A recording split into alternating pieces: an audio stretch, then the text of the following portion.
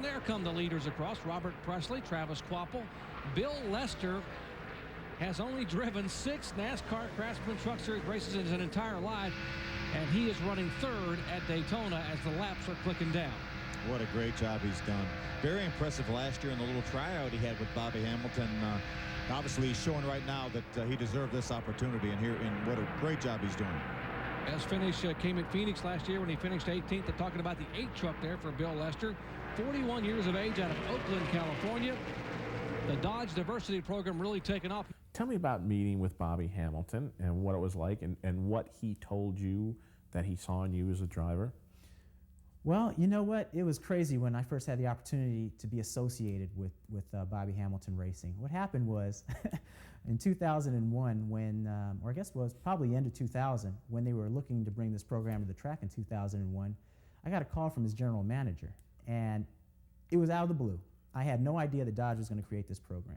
And the guy who's his general manager, Andy Dunlap, on the other end of the line calls with this southern accent, and he says, "Can I speak to Bill Lester?"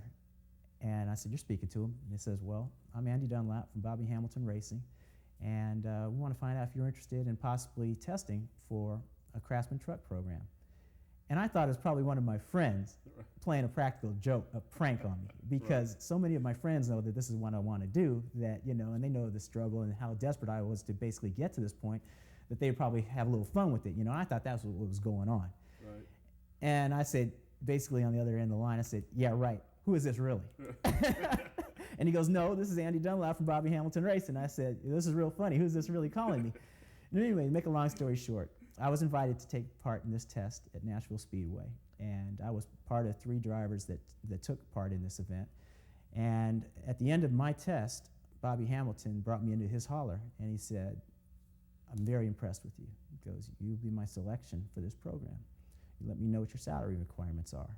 And I was just above the moon when I heard about that, because, you know, I knew that, you know, my friend and, you know, basically one of my inspirations, one of my heroes, Willie T. Ribbs, had also taken part, and I was essentially Bobby's recommendation.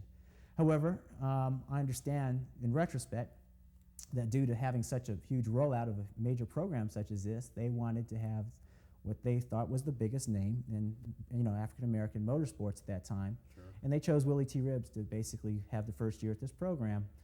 And so it was disappointing to me, but at the same, you know, because at the same time I had to wait essentially a year for my opportunity to come around.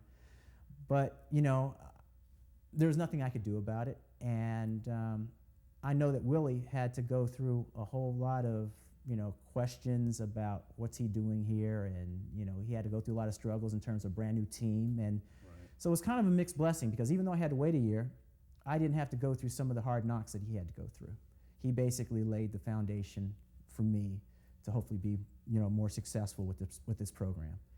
So, you know, being involved with Bobby has been phenomenal, because what you have in Bobby Hamilton is you have a racer, okay? You have somebody who knows what these trucks can do. He's a current Winston Cup driver and a very successful one, and you can't shuck and jive with him. I mean, you can't off track, because he's a great guy to talk with, but on track, he knows exactly what that truck's going to do before you know what it's going to do. And you get the straight skinny from him. I mean, he'll tell you like it is. He's a very basic, you know, down-to-earth individual who comes to you straight. You know, he'll tell you what he'll tell you as he sees it. He won't sugarcoat it. For good, bad, or other, you know, you're going to get the real story.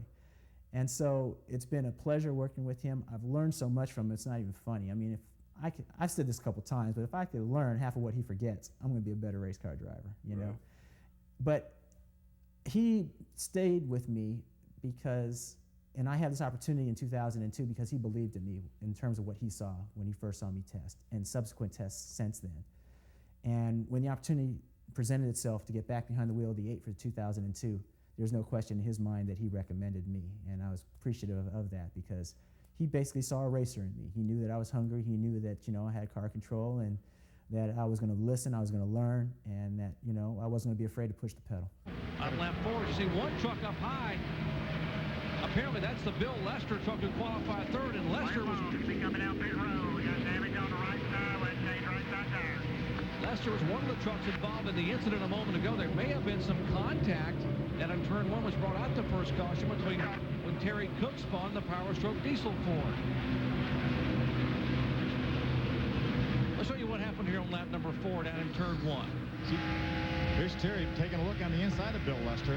Now, what we're not going to see is there's going to be a truck. Actually, we will see a truck of Dennis Setzer on the outside, making it 3 wide going down in turn number 1. Now, watch Bill Lester's a little bit of contact right there. You see Bill Lester spinning along with Terry Cook, so he may have had a flat spotted tire, and that may have caused him to hit the wall. Is why he's in trouble right now. And here's from Lance Norrick's Express Personnel Services Chevrolet. Watch Lance Norrick's move. Right now, we can't see a thing, Doc. He goes to the inside, and boom, there's Terry Cook. Wow. Just barely gets by. Good heads-up move by Lance Norrick. And here comes Bill Lester. Damaged right side on Lester's Dodge. Amy?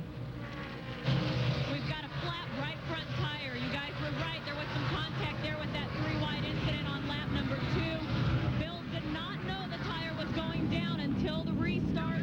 He held on to it. They're proud of him on that. They now have to lift the truck up to try to get the jack underneath that number 8 Dodge. They're bringing out, they've got a bar here. What they're going to do is they can lift it up. They get more leverage to get the right side of the truck up. They're going to need a little, there we go. Got the jack underneath now. They're going to change the right front tire. Disappointing for Bill Lester, who started 3rd and was looking, right, it looks, so now, yep, NASCAR's telling him no, they're holding him. They're saying something else with the right front. Broken, they're saying something with the brake, possibly brake rotor, brake caliper, something in the right front. If they can't fix this here soon, NASCAR's going to make the number 8 go behind the wall. And so Kip McCord and company will have to take that Dodge behind the wall. Here again is Bill Lester in the 8 truck. This is on lap number 7 coming out of turn 4. He just kept going wider and wider. I'm sure, as Amy mentioned, he had a tire going down. Didn't quite know it. And another good evasive move by Lance Norrick in the 90 truck. Everything that's happened has been right in front of Lance Norrick. Bill, disappointing. You were starting up front, but it looked like it was a 3-wide action there. Is that the contact with the right front there with Setzer? I'm sorry, the fellas were talking to me. You were saying something about 3-wide action. Yeah, that was the case. The 46 was on the outside of me, and I'm not sure who it was coming up on the inside of me. And, you know, I thought they'd give me some racing room.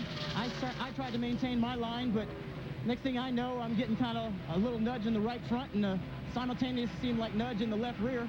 And started going around and fortunately caught it. I guess I'm starting to get good at that.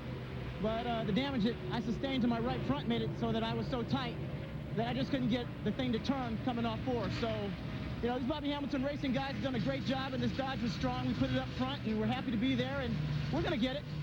Have you, when you've gone to the tracks, have you had both good and bad experiences based on being an African American? Have you experienced both sides?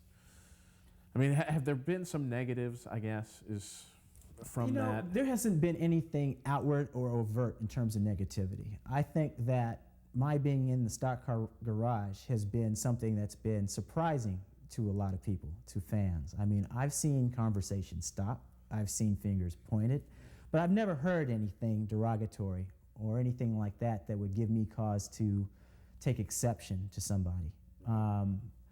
It's been very positive. NASCAR has welcomed me. The drivers in particular have really welcomed me. And that's, for a driver, that's the most important thing, that you gain the respect of your competitors. Sure. And I'm glad to say that that is, you know, an ongoing thing, but it has occurred. And I'm very happy that that's the case. They realize that, you know, I'm not a detriment out there, that I'm a driver, I'm a racer. You know, I just happen to have a different skin color. But once the helmet's on, you never know that anyway, you know? Right.